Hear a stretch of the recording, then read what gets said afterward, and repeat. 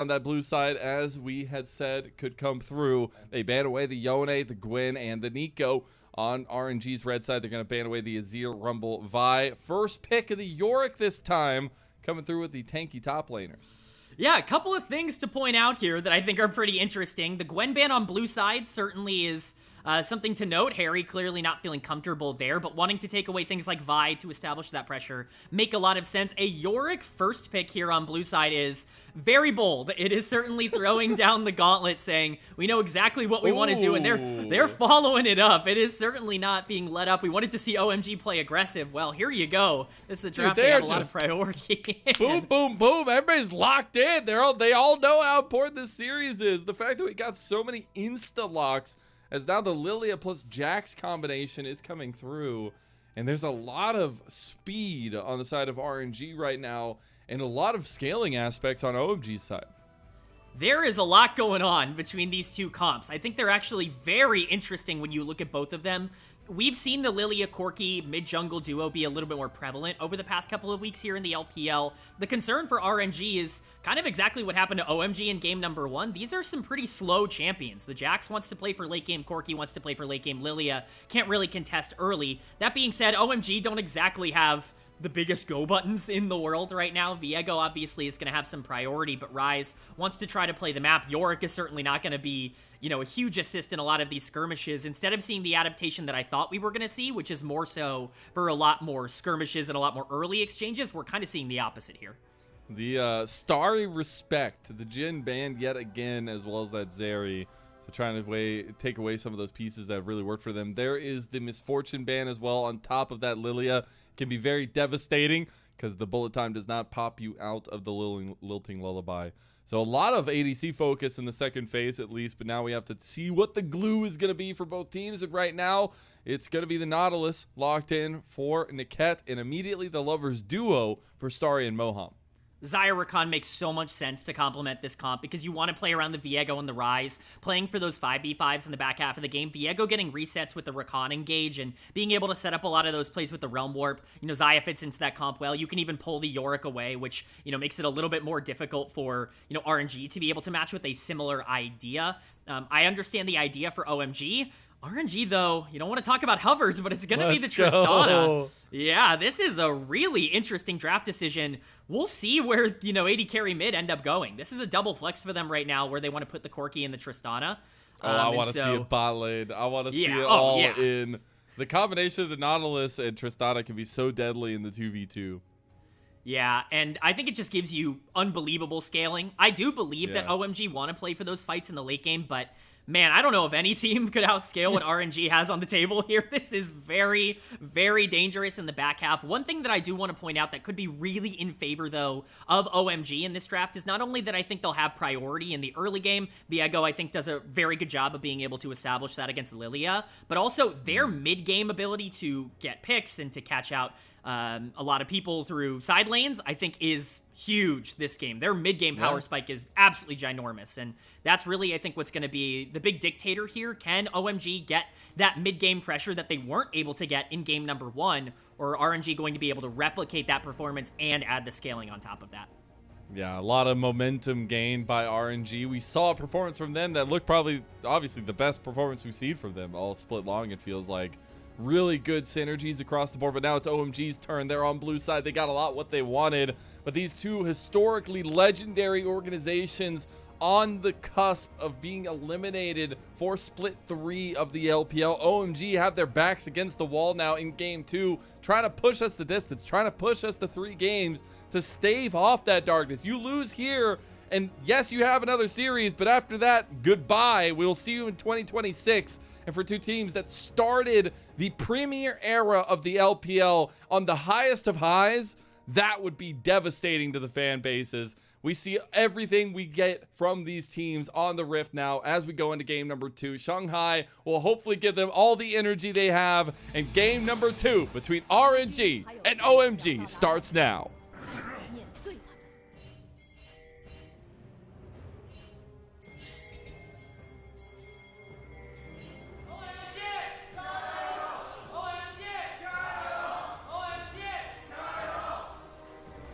yo, that one group right there, I think the audience mics weren't activated for the first one because I think they were also cheering for RNG. That group, they're my goats. All right, they're my goats.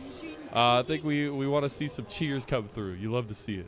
Yeah, you want to see the passion. You want to see these, teams get supported. This is their, last chance. This is really the last chance for a lot of these fans to, get invested depending on what happens with these teams. So you're excited to see that there. But talking about the early game and what to expect out of these two, I think even though I mentioned that OMG should have a lot of the tempo and the momentum early on, not a lot of that's going to come in the early levels. You don't really have a lot of ways to play out levels 1 through 4, and especially, really to try to make things happen quickly. But I do think once we start getting into those skirmishes around a lot of these objectives, that's when things are going to get a little bit more interesting. I would be surprised if we do see aggression here, but if anywhere, it's going to be on the bot side. Absolutely, positively, is gonna need to wait till that level 3 mark for JiaQi to really feel enabled to go in and get those resets for the rocket jump, but it will be opposite side paths for both junglers. They had a big influence on how the early game went last game as well, but they did also take a little bit of a back seat there and kind of go farm heavy. This time, I think Beishang coming in for OMG has a lot more weight on his shoulders. The Nafiri, yes, I think also had that, but the Viego, you really have to be efficient in these team fights and figure out where your resets come from. I think if you do get those resets, though, this is very scary. This is a comp that doesn't necessarily play well into a potential Jax reset or a Lilia reset or a Tristana reset if you are able to get it. So I'm interested to see how aggressive Beishang wants to be in the early game to start getting some gold to stack up into that spot. Like I said, I don't think there's a ton of plays to make early, especially with these lanes getting pushed in so easily, both top and bot lane. But really the big break point for what we're going to be watching in the early game is going to be Charlotte on this rise, especially once he gets level 6, and whether or not they're going to immediately try to make some plays around a lot of these objectives or whether or not they want to try and be a little bit more passive. Remember, in game number 1, this team was very aggressive, despite the fact that they drafted a comp that maybe didn't have that kind of priority. Now that they have it, I want to see how they use it. And it is that kind of difference in the way that these mid laners operate. Charlotte needs to get involved on sides. Speaking of get involved on sides, that swirl seed's not going to hit, but JiaQi wants the reset, not going to get it. Milky Way going to flash. There's the watch out eat, but the heal comes through. Moham is now the new target. Moham not going to go down. The burn from the swirl seed. Go ahead and get your bowling shoes on because Milky's going. The fadeaway from Milky Way to grab first blood down on the bot side. That's a big pickup. I really didn't expect there to be a lot of action here, but Milky Way continuing to show that he is a player that can really overcome what you would expect from situations. He can be aggressive in a way that you might not be anticipating. That's a fantastic, pathing little decision there for Milky Way because it really sets the Xayah and the Rakan behind. They're now going to be in a spot where it's going to be very difficult. They're going to have to rotate up to the top side now, and once that's matched by JiaQi and Niket, I honestly don't know if the Xayah is going to be in a position to even try and fight out for these grubs, and all of a sudden, the entire macro part of the game might have been opened up just by that one decision. And like a steady 700 gold lead by RNG, just sub 5 minutes, which is very early into the game. But now we see those objectives spawning, a little bit of setup in the side lanes here. Really good match of the lane swaps coming through. But we are getting to the point where Charlotte and Tangyuan are going to be hitting level 6. They're just now starting their stint there. The buffer comes through from JiaQi. And this is where maybe Charlotte has a little bit of an advantage to get the tempo going for OMG. That's what you got to play around if you're OMG, is this rise. JiaQi taking a little bit of damage on the top side with Niket not there. Oh, Hery was terrified there as the flash coming out preemptively from Xiaoxu. Hery going down to the side lane is not what you had on the docket for OMG. He's got to run. He's got to survive. Going to get the healing. And luckily the Yorick is pretty tanky early. He's going to make it out, but the pressure has been seeded. He just TP'd back to lane too. That's a big mistake from Hery, just over-committing to a fight, to an exchange down on the bot side, losing way too much off of that. Like you said, the TP was burned, and so he's going to be really behind from this play in terms of momentum. He has stacked up a little bit of a lead, as you would expect for the Yorick in this lane matchup, but definitely not a great decision there in terms of his overstay, but not going to be too consequential on the play that we're going to see here around Grub spawning, of course, in 15 seconds. Xiaoxu will get a little bit more on it, but as we can see, OMG really want to try to invest into making sure they have that priority when these Grubs spawn, and a lot of that is going to be because Charlotte has now hit level 6. Feels really good. A little bit of a gank going down in mid lane, or an attempted one by Milkyway as he walks across mid lane. Niket's going to get engaged on by Moham. And Starry, as they actually got the Blade Caller through, and the damage is done. Niket is down. And that's a big pick ahead of the Grubs. That just means that OMG are going to take these Grubs. Niket just walking up, looking to try to get vision, try to get something to contest these Grubs, but just walks way too far forward. We knew the bot lane was on the top side, and I guess just not respecting the damage coming in from the Xayah and Rakan. It looked like it was going to be pretty easy for RNG to make a little bit of a slow transition with Milky Way coming up through the mid lane, but again, just a little bit too quick on the draw there. It looks like it will be a trade of objectives here, though, as Milky Way is on the bot side, prioritizing the Dragon. I like this decision. I think if Grubs are going to be gone, Dragon is actually a very good win condition for this comp, so we'll see. Xiaoxu. I want to try to get the maiden. You shall be maidenless! Ult was popped by the Jax there. Beishong now. Okay, wonder if they want to try to get it. This is a little bit dicey. They will have the wave coming in now. They're going to proxy it out, too. It's going to take a lot longer than they wanted to now. But Moham maybe trying to find an engage now as a 4v2 is developing. Tangyuan is coming over. Is he going to be in time? As the reinforcements, are they going to be enough? They go into Charlotte. Charlotte's going to flash away. They got JiaQi down too. Charlotte takes that kill. Now Beishong getting the reset with those souls. And you talk about how devastating he can be once he starts using their tools against them. And that'll be a big play from OMG on the top side. Looked like it was going to be a little bit of a miscommunicated dive there. The Rise ult is used way before the play actually starts just to get up to the top side. It leaves more than enough time for Tangyuan to actually be able to make his way up, but they still have the numbers, they still have the pressure here, and that's the advantage that Rise offers, and that's what we wanted to see OMG take advantage of. We want to see them try to move that middle of the map wherever they need him to be in order to get that gold advantage, and they have gotten the gold advantage, about a 1k gold lead here for OMG. Dragon is still up. It was not taken by RNG and by Milky Way, and so that is still an objective that is on the board and available for both of these teams. We'll see if one of them wants to prioritize it more than the other, but this is definitely a better showing from OMG in the early game than game 1. And indeed, the Dragon setup has taken another back seat in this setup here from both teams, but it is primarily focused on the skirmishing. I will have to give a little bit of a shout out to Milky Way. He is doing what good Lilias do. He's taking the speed at which Lilia can clear the jungle and using it against Beishong, as they did go for an entire bot side clear while all that top play was going down. So you will have a little bit of advantage there, and it doesn't get slower. It gets faster as time goes on. So we'll see if they can kind of keep up with Milky Way, who's going to be integral to RNG.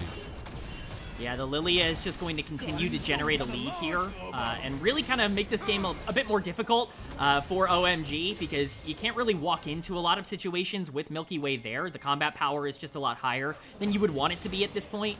Still a lot of outs, though. Hery is slowly establishing something on the top side, even if he doesn't have the gold lead here because of the plates, but Beishong is really going to need to start going. You know, we talked about Charlotte moving around the map. Beishong is going to need to start pressuring this advantage. The mid game is exactly where I wanted to see this Rise, Viego combo really create, and I think that's the area we're really going to start to enter now, as we see a small exchange on the top side.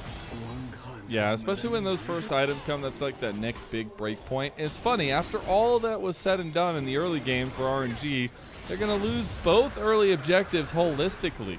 So one step away from OMG taking the feats of strength, and they're actually surrounding this bot side a little bit. Some really proactive plays from OMG, and here comes the Realm Warp.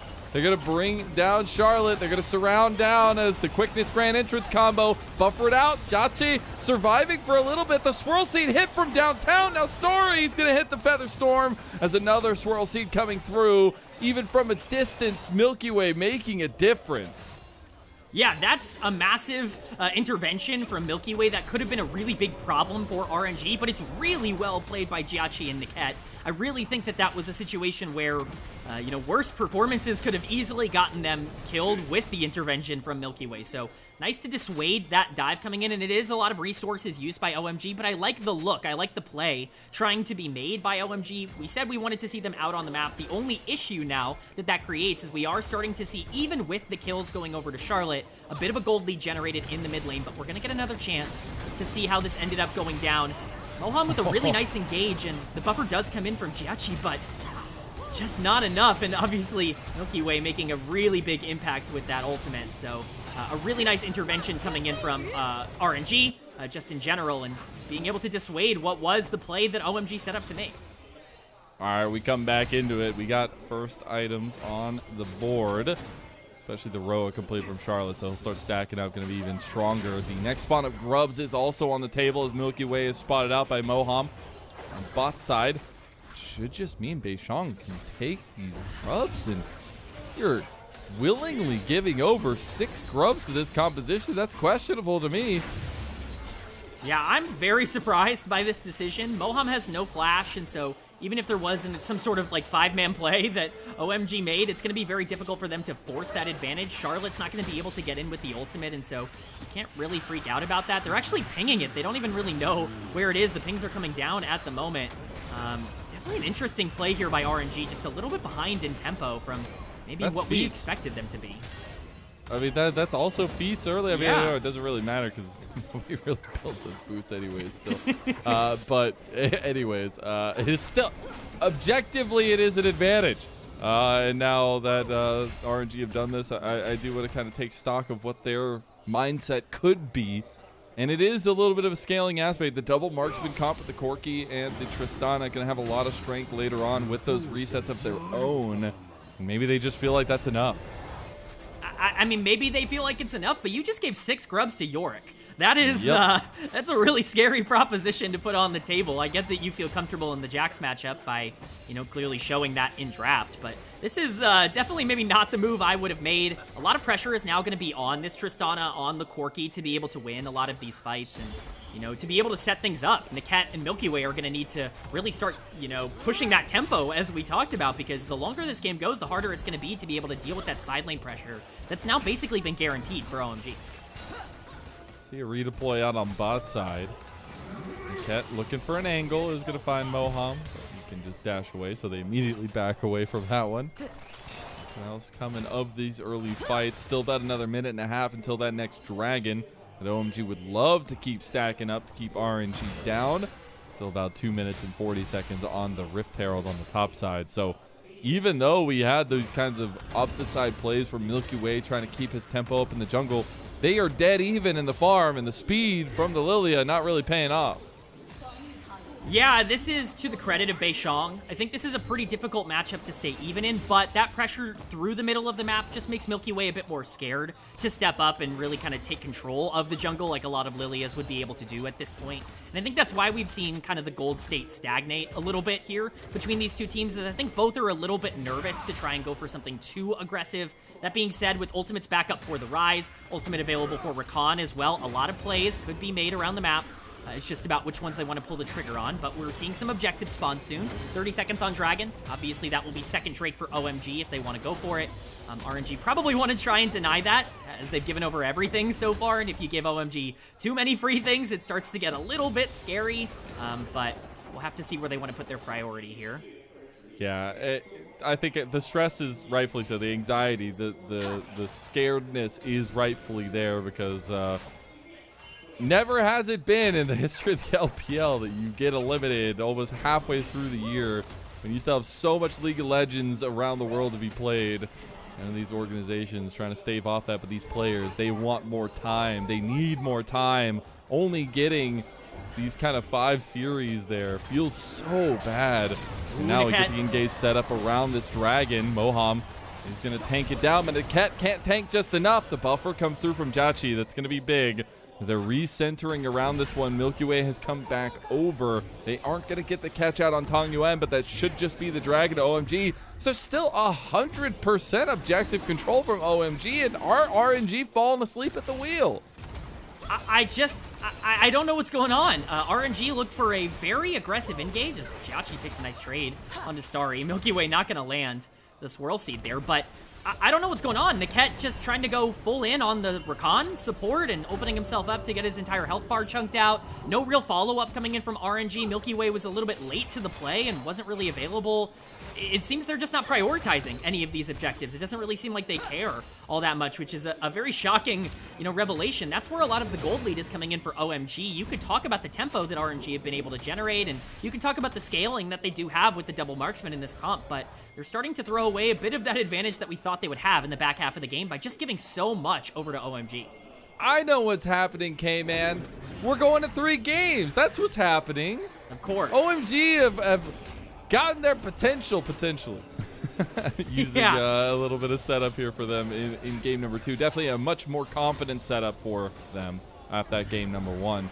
We'll just start up the Rift Herald. That's a little bit bold as RNG are right there willing to go. It seems like maybe RNG have turned attention to these objectives now as they bring 4. No answer from Xiaoxu being able to join. They both have TP for their top laners, but another objective goes the way of OMG. So 16 and a half minutes in, still 100% control. As we go into it, it's going to be RNG trying to back away. And this is the exact consequence of giving over all of those objectives at the beginning of the game, because now you're in a position where you're looking at Rift Herald and you probably really want this objective. You want to make sure it's not a free tower somewhere for OMG to be able to open up the map, but you can't get in. You've given too much over, and now, JiaQi might be caught in the mid lane. JiaQi able to get out with that setup on the rocket jump buffer, which is going to be a massive mechanical difference that he needs to kind of continue operating. Milky Way going to come around the corner.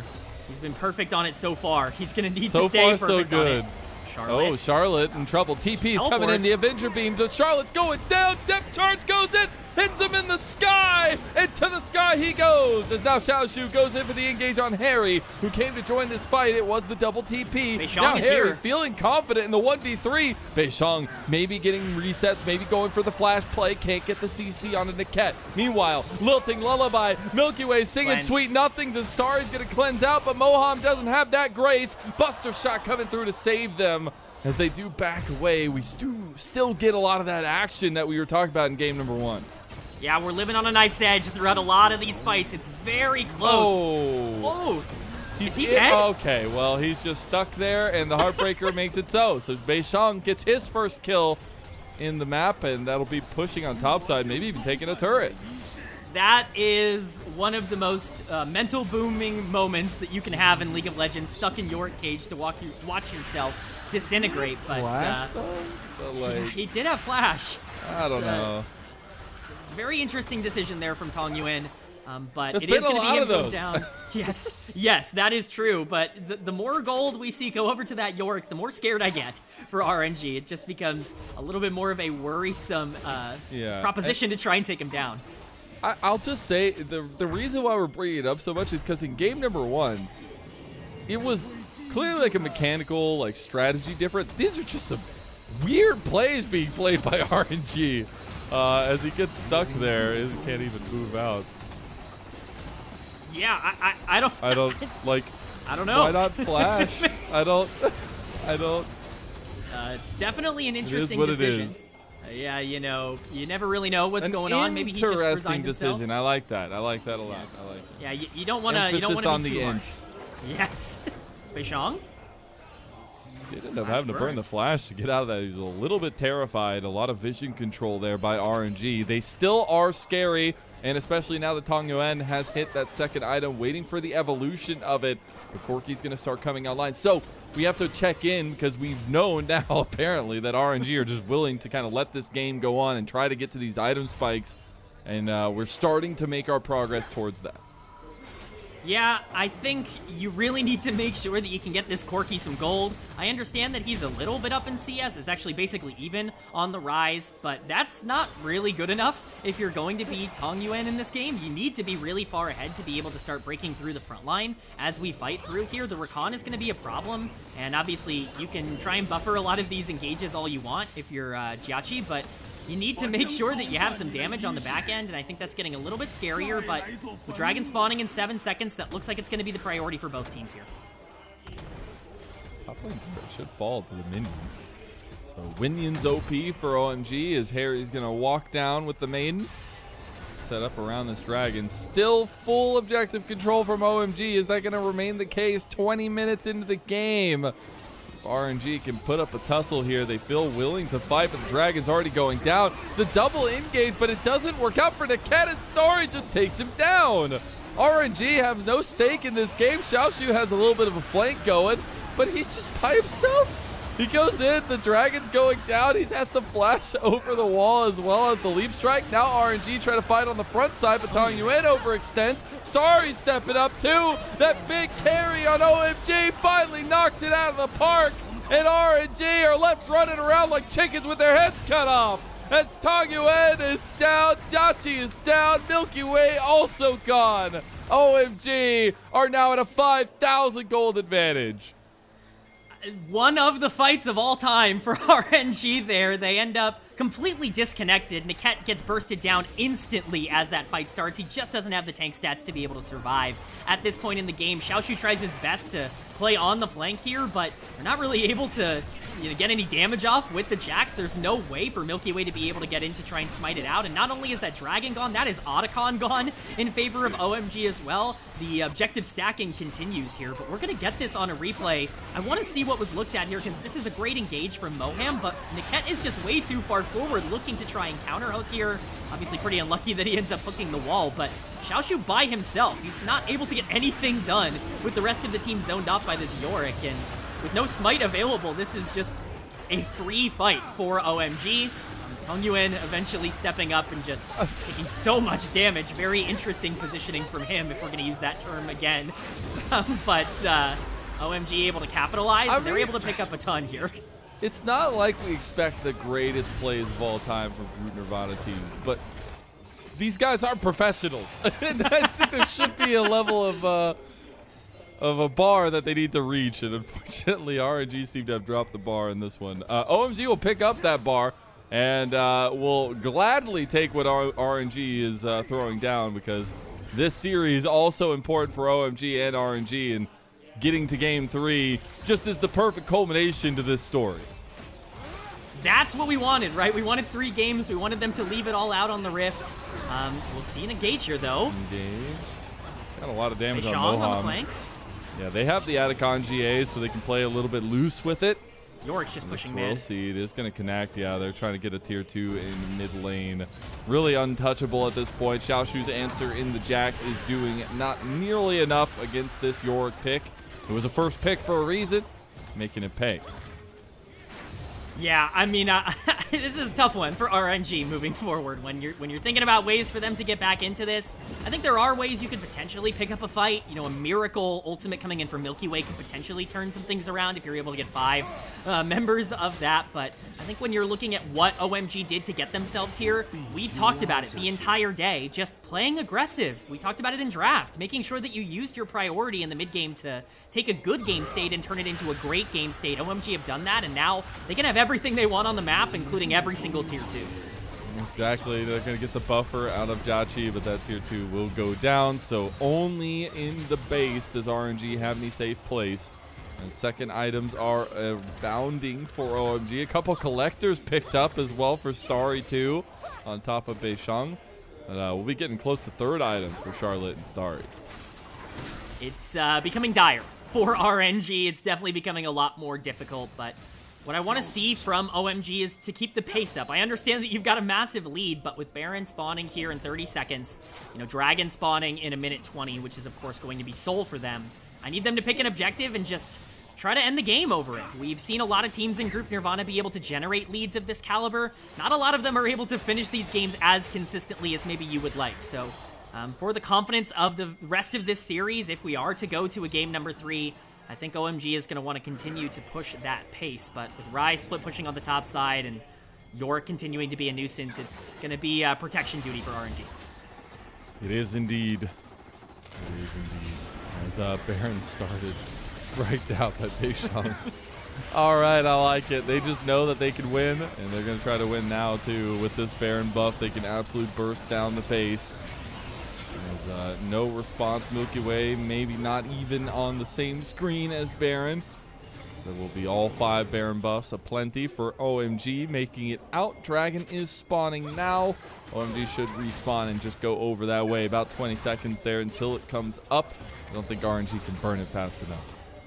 You know the game's going well when you just take Baron on spawn with no contest. But we do see a teleport coming in. This dragon is really going to be where I think the rest of this game is determined. We'll see if RNG might actually want to start the fight here. I would hope not. They're positioned at least with Xiaoxu on the flank. He's going for the deepest flank of all time. Not going to be caught out. There will be the double control wards by OMG in that bush to spot anything out. Maiden will help spot Xiaoxu. His engage comes in from Niket, but the counter engage is always there. JiaQi already burned his rocket jump, the lilting lullaby into 4. Starry gonna cleanse out. Big engage now from RNG. Maybe this is the turnaround. The Blade Storm not gonna be enough. Moham getting caught by the rest of the team. Xiaoxu bikes so much damn time. The dragon goes the way of Beishang. That's Infernal Soul now. And RNG, they're losing bodies. Hery has scaled. Beishang finds the resets. And OMG, they're looking to bring us the 3.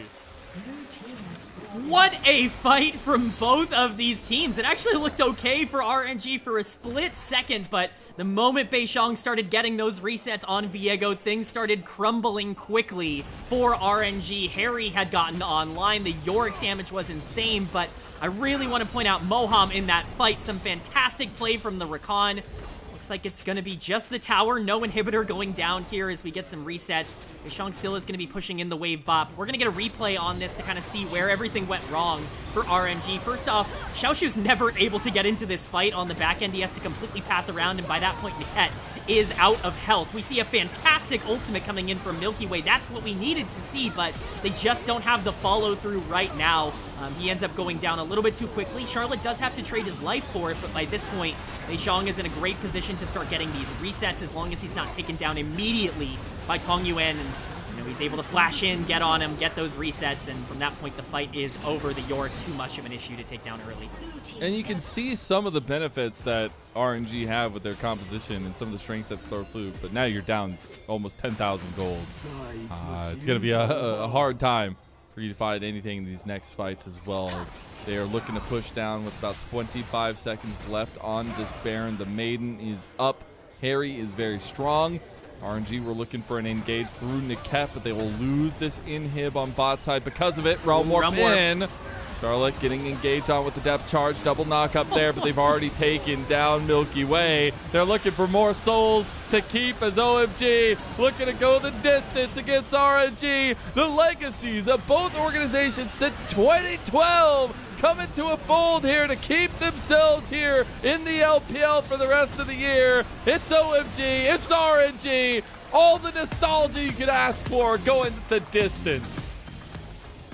And just as we talked about a game one that was established in the mid game and really blew open into a big stomp, we get a game two that might be even more of an example of that. Just great stuff from OMG, and it reiterates the point we've been talking about all day. You want to play for comfort, and you want to play from a lead. You want to pick these things that can move around the map. We saw what Charlotte was able to do this game playing around the Rise, and we saw how much that helped Beishang feel a lot more comfortable in his introduction series on OMG.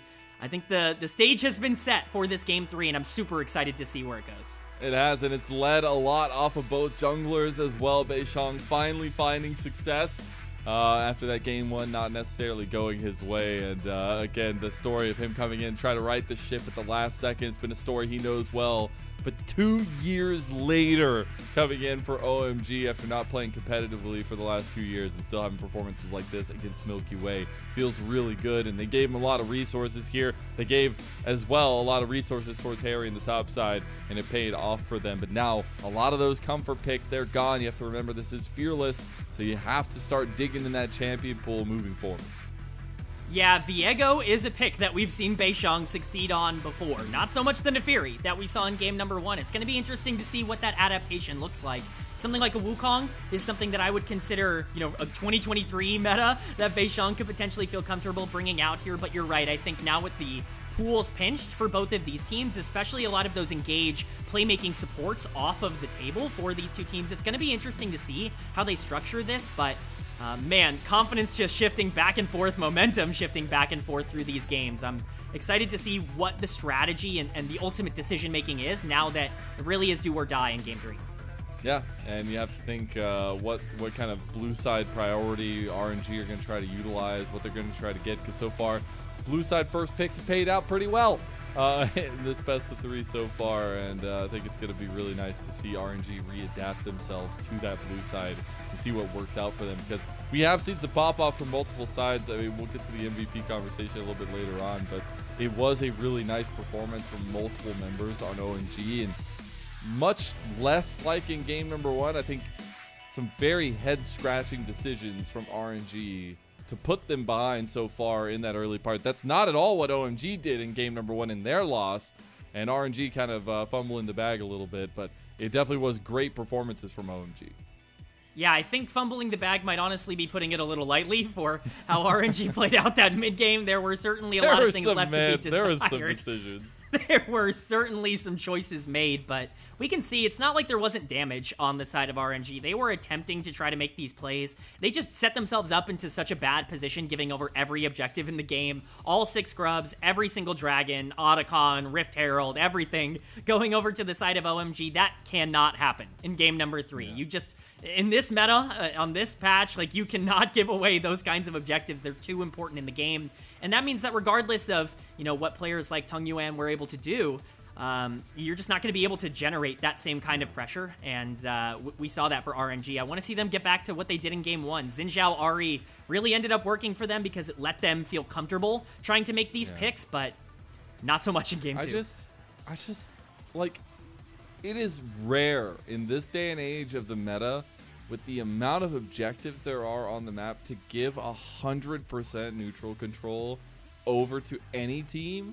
And I'm just so stunned that RNG of all teams were the ones to do that here in this one. And that just feels really bad. It just feels like they didn't have a lot of answers. But OMG moving around the map really efficiently, like or especially that early game. milkyway was finding those invades into the side of the jungle from Beishang, but he was constantly staying active and keeping up in CS there in that matchup itself. And I think that led to a lot of confidence in these fights from OMG. Confidence is a good word because they were active, and I think that that's all we're looking for. I don't want to see them be passengers. I don't want to see them let the game come to them, or, you know, let the game kind of dictate the tempo. I want to see them choose where they want these fights. I think that's something they did way better in Game 2 than they did in Game number 1, where they really did a great job of saying, okay, we're going to fight here on our terms, and if you want to step up, you're going to have to walk into us. You're going to have to make that decision. Now, obviously, the early lead does help with that, but there are a lot of ways to be able to make that work from a neutral game state as well. I just want to see that mentality permeate through OMG because I think this is a talented team. We just saw what they could do with a lead. They have enough talent and, you know, raw mechanical skill on this team to be able to dominate a series like this. It's all really just about whether or not they can get those advantages. And in tried and true Nirvana fashion, we get different shades of both teams across 2 games, leading to a chaotic clash in game number 3. As we can start talking about the MVP for this second game, I think it's a little bit less clear-cut than that game number 1 from RNG for sure. I think that there are a lot of good options here for OMG. I would generally consider this to be a pretty big team win for OMG. A lot of the fights that they ended up winning were kind of centered around the rest of the team. I think Beishang stands out on the Viego for a lot of those resets, but you know, you certainly can't discount what Hery was able to do on the top side with the Yorick. I think that there are a lot of great candidates. Not to say that anybody else on OMG is less deserving. I'm interested to see where that's going to go. No, you have to choose one now. Okay, man, I'm on the spot. I think I got to go for Beishang on the Viego. It felt like those fights at the end were just fantastic, and especially with him subbing in and being such a big part of this team. Yeah. Probably give him his flowers here. Again, the leader coming in to try to right the ship for OMG at the last moment in a desperate series for them. They are able to find a win here to even us up. Again, both teams now have gotten double the amount of game wins that they had coming into the series. So at least we knew that both teams had, so somebody had to win, but now they've both won a game. So that feels a little bit good. As it is Beishang coming into his first series for OMG, getting the MVP. Yeah, he had a fantastic game. I mean, we can talk about how RNG was willing to give over a lot of these objectives. Beishang was perfect on his timers to make sure that it was as easy as possible to pick up these objectives. It's not like they were just being hand-gifted. OMG was so quick on the trigger to be able to try and get everything on the map that they wanted. They weren't afraid to try to make plays in a side lane, and that was almost entirely around Beishang. And then especially when you look at those 5v5 team fights at the end of the game, you want to see him carry. If he's going to step in and be the savior for the team, let him be the savior, and that's what he was here. That's exactly what he was. We'll see who's going to be the savior for either organization in game number 3. We'll see you on the other side.